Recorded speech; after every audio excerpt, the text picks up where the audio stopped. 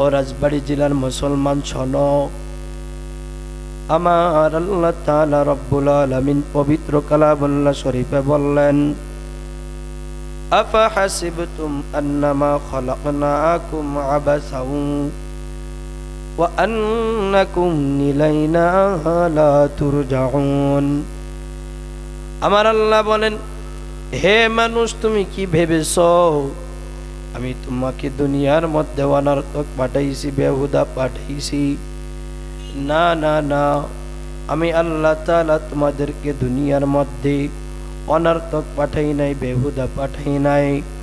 অরে নবীর উম্মতের দল, আমি আপনাদের সামনে একটি হাদিস পাঠ করেছিলাম, ইন্নাল জান্নাতা তাশতাকু ইলা খামসাতি নাফারিন তালিউল কুরআন ওয়া হাফিজুল লিসান।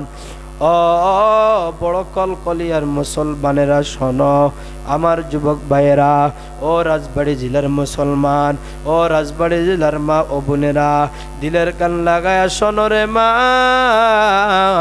আমি শামসুল হক বেলালী যত সময় কথা বলবো তোমাদের সামনে বানায়া বানায়া বলার জন্য আসি নাই।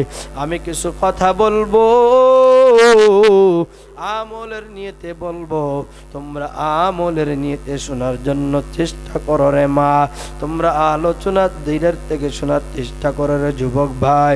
ও বাবাজিরা, এই মাহফিল তোমার আমার জীবনের শেষ মাহফিল হয়ে যেতে পারে, আগামী বছরে এই মাহফিল থাকতে পারে, এমন তো হতে পারে এই উপস্থিতির মধ্যে অনেকেই দুনিয়ার মধ্যে থাকতেও পারে, নাও পারে, ঠিক না বেঠিক?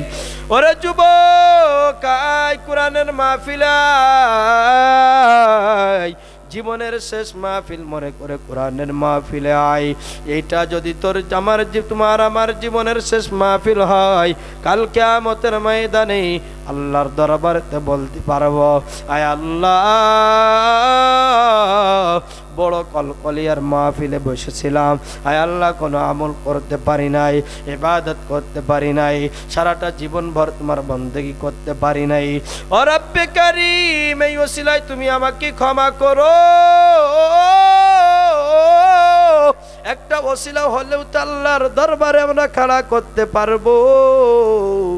আর যদি এই মাহফিলে না আসি, এই কোরআনের মাহফিলে যদি না বসি, তাহলে কাল কিয়ামতের ময়দানে আল্লাহর দরবারে আপনি আমি কি ওসিলা খাড়া করব? জীবনের শেষ মাহফিল মনে করে যুবক আসো। ওরে ভাই, ওরে নবীর উম্মতের দল, ওরে নবীর আশিকের দল, আমি আপনাদের সামনে যে হাদিসটি পাঠ করেছি, আমার নবী করিম সাল্লাল্লাহু আলাইহি ওয়াসাল্লাম বলেন, ইন্নাল জান্নাতা তাশতাকু ইলা খামসাতি নাফারিন তালিউল কুরআন ওয়া হাফিজুল লিসান। আমার নবী বলেন, ওরে আমার উম্মতের দলেরা, তোমরা শোনো, জান্নাত 5 শ্রেণীর লোকের জন্য অপেক্ষা করতেছে। জোরে জোরে বলা যাবে কি সুবহানাল্লাহ? জান্নাত কয় শ্রেণীর লোকের জন্য অপেক্ষা করে? জান্নাত কয় শ্রেণীর লোকের জন্য অপেক্ষা করে? কথা বলেন। আল্লাহর নবী বলেছেন জান্নাত 5 শ্রেণীর লোকের জন্য অপেক্ষা করতেছে। কয় শ্রেণী? 5 শ্রেণীর লোকের জন্য আল্লাহর জান্নাত অপেক্ষা করে। আপনি আমি এই 5 শ্রেণীর মধ্যে আছি কিনা জানার দরকার আছে না নাই? কথা বলেন, আছে না নাই? নাই বয়ান আপনারা জানেন, আপনারা কি জানেন? তাহলে জানার দরকার আছে না নাই যে আল্লাহর জান্নাত মাত্র 5 শ্রেণীর লোকের জন্য অপেক্ষা করে? কথাটা কি নরমাল মনে করেছেন? প্রধান মেহমান আসতে যদি আধা ঘন্টা লেট হয়, আপনারা কিন্তু অপেক্ষা করবেন যে প্রধান অতিথির মুখ না দেখে যাব না, ঠিক না বেঠি? মাহফিল যাত্রার জন্য অপেক্ষা করে না, আল্লাহর জান্নাত যাত্রার জন্য অপেক্ষা করে না, ঠিক না বেঠি? তাহলে যুবক বলো, তোমার আমার জানার দরকার আছে না নাই? যদি থাকে বাবারে, ও মা ও বোনেরা, আল্লাহর জান্নাত পাঁচ শ্রেণীর লোকের জন্য অপেক্ষা করে। তার মধ্যে এক নম্বর হইল ইন্নাল জান্নাতা তাশতাকু ইলা খামসাতি নাফারিন তালিউল কুরআন। আরে নবীর উম্মতের দল শোনো, আল্লাহর জান্নাত পাঁচ শ্রেণীর লোকের জন্য অপেক্ষা করে।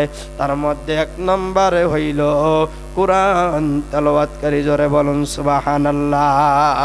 ওরে যুবক, আমার নবী আর এক হাদিসে বলেছেন ক্বালা রাসূলুল্লাহ সাল্লাল্লাহু আলাইহি ওয়াসাল্লাম ইযা উদিয়াল মাইয়িতু ফিল কবরি জাআল কুরআন। আমার নবী বলেন, মানুষ যখন দুনিয়ার থেকে চির বিদায় নেয়, মানুষ দুনিয়ার থেকে চির বিদায় নেওয়ার পরে মানুষকে যখন অন্ধকার কবরের মধ্যে রাখা হয়, অন্ধকার কবরের মধ্যে রাখার পরে, অন্ধকার কবরের মধ্যে রাখার পরে মানুষকে চারটা জিনিসে হেফাজত করতে থাকি। তার মধ্যে এক নম্বর হইল মানুষকে যখন অন্ধকার কবরের মধ্যে রাখা হয়, মানুষকে অন্ধকার কবরের মধ্যে চারটা জিনিসে হেফাজত করতে থাকে।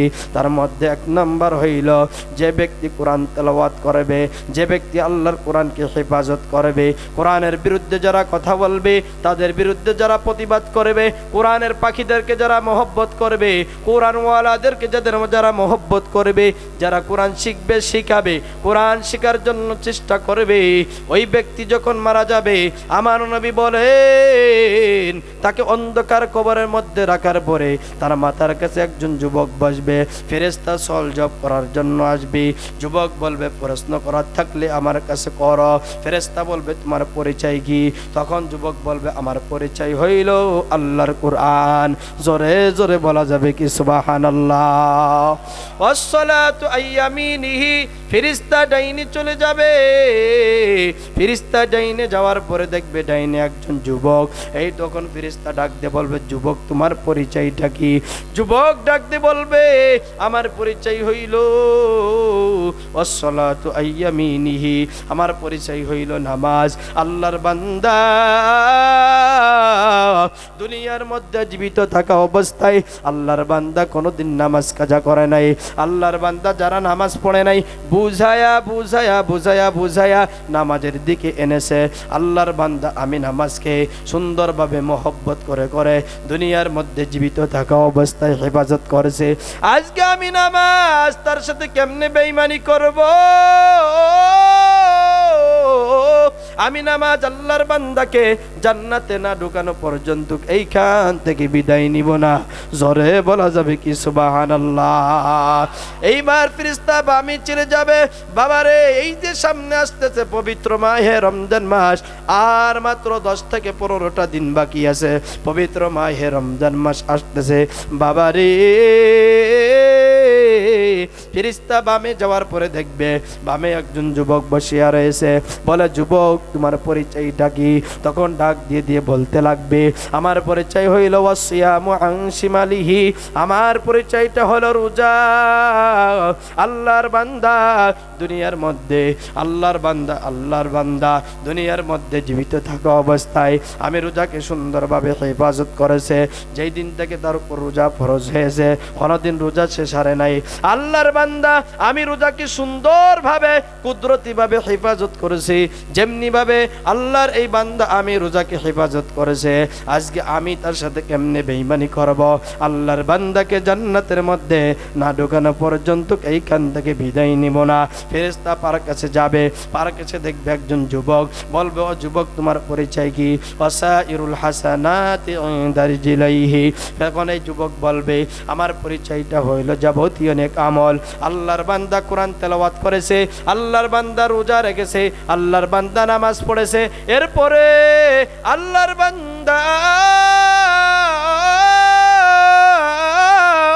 আল্লাহর জান্নাতের আশায়, আল্লাহর জান্নাতের আশা করে করে আল্লাহর বান্দা নামাজ 5 ওয়াক্ত আদায় করেছে, এরপরে তাহাজ্জুদ পড়েছে, ইশরাক পড়েছে, আওয়াবিন পড়েছে, সকাল সন্ধ্যায় মাওলা পাকের জিকির করেছে।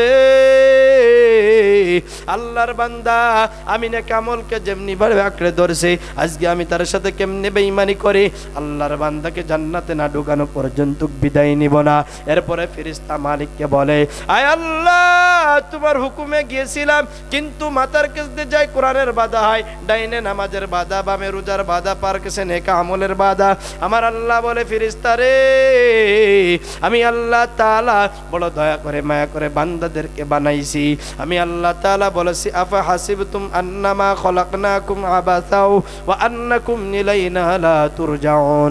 আমি আল্লাহ তাআলা বড় দয়া করে মায়া করে মানুষকে বানাইছি, বেহুদা পাঠাই নাই।